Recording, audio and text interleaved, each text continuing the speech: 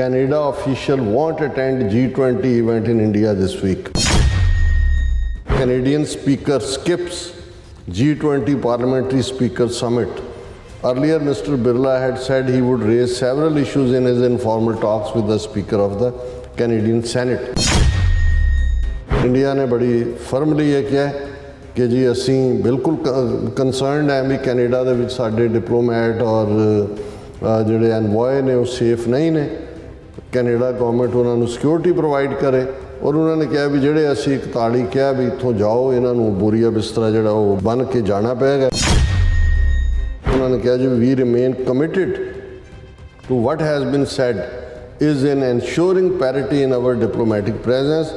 We remain engaged with Canadian authorities on the modalities of achieving that.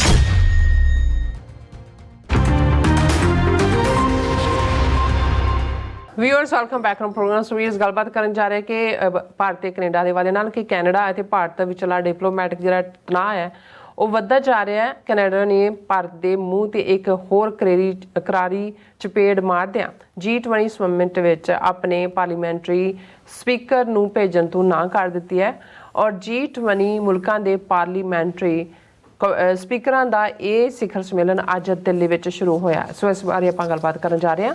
ਸੋ ਅਸੀਂ ਚਾਹਾਂਗੇ ਕਿ ਤੁਸੀਂ ਇਸ ਤਰ੍ਹਾਂ ਬਣੇ ਰਹਿਣਾ, ਦੇਖਣ ਸੁਣ ਲਿਆ, ਲਿਖਣ ਲਈ ਤੁਹਾਡਾ ਸਭ ਦਾ ਬਹੁਤ ਬਹੁਤ ਧੰਨਵਾਦ ਜੀ। ਰਾਜ ਸਾਹਿਬ ਕੀ ਕਹਿਣਾ ਚਾਹੋਗੇ? ਦੇਖੋ ਕੱਲ੍ਹ ਅਸੀਂ ਇੱਕ ਸੈਗਮੈਂਟ ਡਿਸਕਸ ਕੀਤਾ ਸੀ ਜਿਸ ਦਾ ਆਧਾਰ ਫਾਈਨੈਂਸ਼ੀਅਲ ਟਾਈਮਸ ਦੀ ਇੱਕ ਰਿਪੋਰਟ ਸੀ ਕਿ ਕਿਵੇਂ ਜਦੋਂ ਕਿ ਸਤੰਬਰ ਦੇ ਅਖੀਰਲੇ ਦਿਨਾਂ 'ਚ S Jai Shankar Washington DC ਰੁਕਿਆ ਹੋਇਆ ਸੀ ਉਦੋਂ ਕੈਨੇਡਾ ਦੀ ਫੋਰਨ ਮਿਨਿਸਟਰ ਫਲਾਈ ਕਰਕੇ ਵਾਸ਼ਿੰਗਟਨ ਆਈ ਔਰ ਇੱਕ ਸੀਕਰੇਟ ਮੀਟਿੰਗ ਉਹਨਾਂ ਦੇ ਨਾਲ ਹੋਈ। ਫਿਰ ਅਸੀਂ ਕੱਲ੍ਹ ਇਹ ਵੀ ਜ਼ਿਕਰ ਕੀਤਾ ਸੀ ਕਿ ਵੀ ਜਿਹੜੀ 10 ਅਕਤੂਬਰ ਦੀ ਡੈਡਲਾਈਨ ਹੈ ਉਹਨਾਂ ਨੇ 41 ਡਿਪਲੋਮੈਟਸ ਨੂੰ ਕੈਨੇਡਾ ਦਿਆਂ ਨੂੰ ਦਿੱਤੀ ਕਿ ਵੀ ਭਾਰਤ ਛੱਡੋ ਕਿ ਵੀ ਉਹ ਪੂਰੀ ਹੋ ਗਈ ਹੈ ਔਰ ਕੋਈ ਉਸ ਦੇ ਉੱਤੇ ਕੈਨੇਡਾ ਨੇ ਅਜੇ ਵਿਦਡਰਾ ਨਹੀਂ ਕੀਤੇ।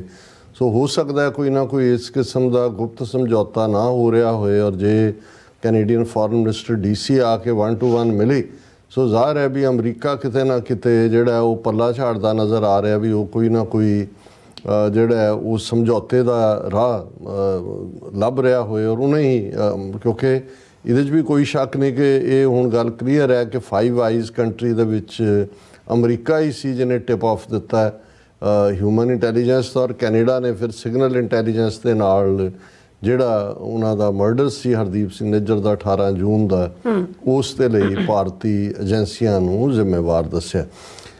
ਹਾਲਾਂਕਿ ਇਹ ਕਿਉਂਕਿ ਮੀਟਿੰਗ ਤਾਂ ਸਤੰਬਰ ਦੇ ਅਖੀਰਲੇ ਦਿਨਾਂ 28 29 30 ਦੇ ਨੇੜੇ ਤੇੜੇ ਹੋਈ ਹੋਏਗੀ ਪਰ ਕਿਉਂਕਿ ਪਿਛਲੇ ਹਫ਼ਤੇ ਦਾ ਜ਼ਿਕਰ ਕਰਦੇ ਹਾਂ ਜਦੋਂ ਸੈਚਰਡੇ ਫਲੇਅਰ ਅਪ ਸਿਚੁਏਸ਼ਨ ਹੁੰਦੀ ਹੈ ਔਰ ਆਲਰੇਡੀ ਜਸਟਿਨ ਟਰੂਡੋ ਨੇ UAE ਦੇ ਪ੍ਰਮੁੱਖ ਸ਼ੇਖ ਔਰ ਜਾਰਡਨ ਦੇ ਕਿੰਗ ਨੂੰ ਕਾਲ ਕਰਕੇ ਉਹਨਾਂ ਨੂੰ ਜਿੱਥੇ ਉਹਨਾਂ ਨੇ ਆਪਣਾ ਹਮਦਰਦੀ ਦਿਖਾਈ ਕਿ ਜੋ ਚੱਲ ਰਿਹਾ ਵੀ ਅਸੀਂ ਨਾਲ ਖਲੋਤੇ ਹੈ ਔਰ ਸਿਵਿਲੀਅਨਸ ਔਰ ਦੂਸਰਿਆਂ ਦਾ ਨੁਕਸਾਨ ਨਹੀਂ ਹੋਣਾ ਚਾਹੀਦਾ ਉੱਥੇ ਖੁਦ ਪ੍ਰਾਈਮ ਮਿਨਿਸਟਰ ਦੇ ਟਵੀਟ ਰਾਹੀਂ ਉਹਨਾਂ ਦੇ ਆਫਿਸ ਦੇ ਸਾਹਮਣੇ ਆਇਆ ਕਿ ਉਹਨਾਂ ਨੇ ਇਹ ਉਹਨਾਂ ਦੋਨਾਂ ਨੂੰ ਹੀ ਕਿਹਾ ਜਾਰਡਨ ਦੇ ਪ੍ਰੈਜ਼ੀਡੈਂਟ ਨੂੰ ਵੀ ਔਰ ਜਾਰਡਨ ਦੇ ਕਿੰਗ ਨੂੰ ਵੀ ਔਰ ਉਹਨਾਂ ਦੇ ਮੁਖੀ ਨੂੰ ਵੀ ਕਿ ਇੰਡੀਆ ਨੇ ਜਿਹੜੀ ਹੈ ਉਸ ਨੂੰ ਵਿਆਨਾ ਕਨਵੈਨਸ਼ਨ ਨੂੰ ਔਰ ਉਸ ਟਰੀਟੀ ਨੂੰ ਵਾਇਲੇਟ ਕੀਤਾ ਹੈ ਔਰ ਇਹ ਜਿਹੜੀ ਸੋਵਰਨਟੀ ਹੈ ਮੁਲਕ ਦੀ ਉਸ ਨੂੰ ਵਾਇਲੇਟ ਕੀਤਾ।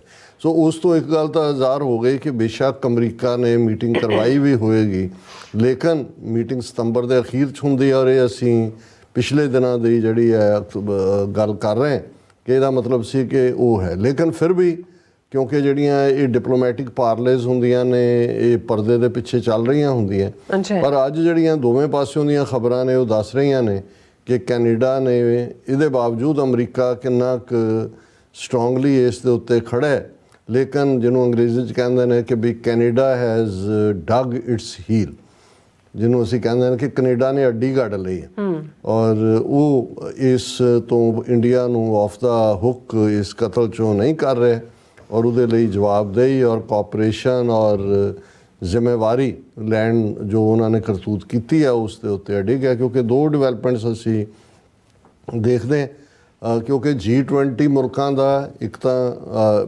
ਹੋਇਆ ਹੀ ਹੋਇਆ ਸੰਮੇਲਨ ਜਿਹਦੇ 'ਚ ਵੀ ਨਾ ਸ਼ੀ ਜਿਨਪਿੰਗ ਗਿਆ, ਨਾ ਪੁਤਿਨ ਗਿਆ, ਨਾ ਈਵਨ ਮੈਕਸੀਕੋ ਦਾ ਪ੍ਰੈਜ਼ੀਡੈਂਟ ਗਿਆ। ਲੇਕਿਨ ਇਹ ਕਿਉਂਕਿ ਅਗਲਾ ਸਾਰਾ ਸਾਲ ਜਦੋਂ ਤੱਕ ਹੁਣ ਨੈਕਸਟ ਬੈਟਨ ਤਾਂ ਬ੍ਰਾਜ਼ੀਲ ਨੂੰ ਦਿੱਤਾ ਗਿਆ, ਉੱਥੇ ਹੋਣੀ ਹੈ। ਲੇਕਿਨ ਉਹਨਾਂ ਦੀਆਂ G20 ਦੇ ਥੱਲੇ ਜਿਹੜੀਆਂ ਹੋਰ ਅੱਡ ਸਮਿਟਸ ਪਿਛਲੇ ਸਾਲ ਵੀ ਚੱਲੀਆਂ, ਉਹਨਾਂ 'ਚ ਇੱਕ G20 ਮੁਲਕਾਂ ਦੀਆਂ ਪਾਰਲੀਮੈਂਟਸ, ਕਿਉਂਕਿ G20 'ਚ ਉਹਨਾਂ ਦੀਆਂ ਪਾਰਲੀਮੈਂਟਸ ਦੇ ਸਪੀਕਰਸ ਦੀ ਵੀ ਇੱਕ ਸਮਿਟ ਜਾਂ ਸਿਖਰ ਸੰਮੇਲਨ ਜਿਹਦੇ ਲਈ ਲਫ਼ਜ਼ ਕਿਹਾ ਜਾਂਦਾ ਹੈ, ਉਹ ਅੱਜ ਦਿੱਲੀ ਦੇ ਵਿੱਚ ਸ਼ੁਰੂ ਹੋਣਾ ਸੀ।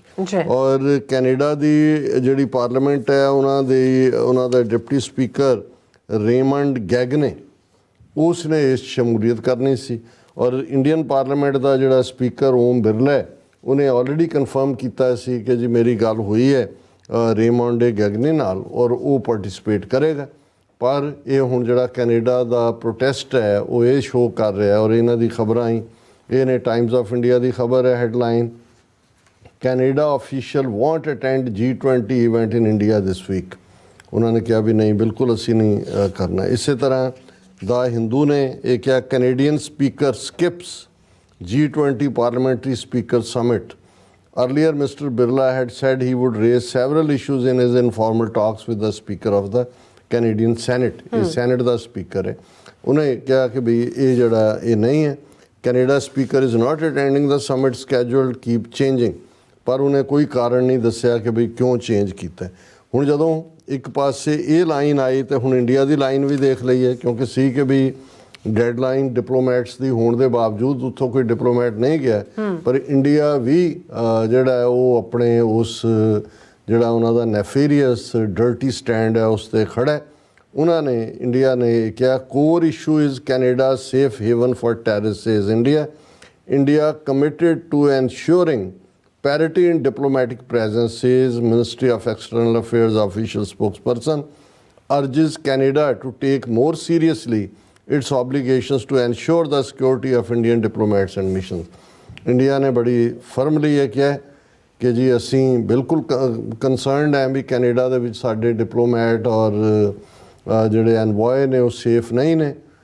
ਕੈਨੇਡਾ ਗੌਰਮੈਂਟ ਉਹਨਾਂ ਨੂੰ ਸਿਕਿਉਰਿਟੀ ਪ੍ਰੋਵਾਈਡ ਕਰੇ। ਔਰ ਉਹਨਾਂ ਨੇ ਕਿਹਾ ਵੀ ਜਿਹੜੇ ਅਸੀਂ 41 ਕਿਹਾ ਵੀ ਇੱਥੋਂ ਜਾਓ, ਇਹਨਾਂ ਨੂੰ ਬੋਰੀਆ ਬਿਸਤਰਾ ਜਿਹੜਾ ਉਹ ਬੰਨ ਕੇ ਜਾਣਾ ਪਏਗਾ।